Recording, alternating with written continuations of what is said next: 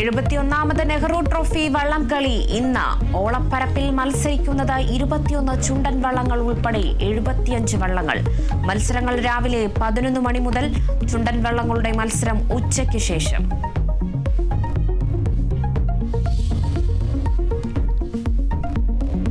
വ്യാജ തിരിച്ചറിയൽ കാർഡ് കേസിൽ രാഹുൽ മാങ്കൂട്ടത്തിൽ ഇന്ന് ചോദ്യം ചെയ്യലിന് ഹാജരാകില്ല.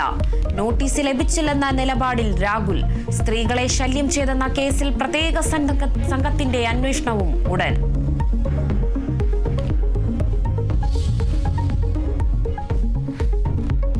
ജപ്പാൻ സന്ദർശനം പൂർത്തിയാക്കി പ്രധാനമന്ത്രി ഇന്ന് ചൈനയിലേക്ക്.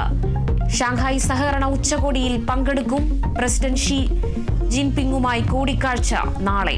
റഷ്യൻ പ്രസിഡന്റ് വ്ളാഡിമിർ പുടിനുമായി കൂടിക്കാഴ്ച നടത്തും.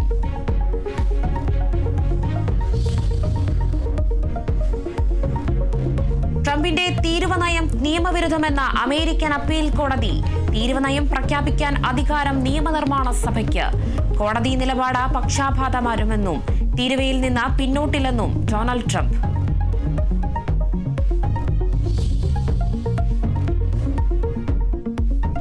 ഗഫാനേഷ്യൻ ഫുട്ബോളിൽ ഇന്ത്യയ്ക്ക് വിജയത്തുടക്കം. പാകിസ്ഥാനെ 1-2 ഗോളുകൾക്ക് തകർത്തു. ജയമൊരുക്കിയത് അൻവർ അലി, സന്ദേശ് ജിഗാൻ എന്നിവരുടെ ഗോളുകൾ. പുതിയ പരിശീലകന്റെ കീഴിൽ ഇന്ത്യയുടെ ആദ്യ ജയം.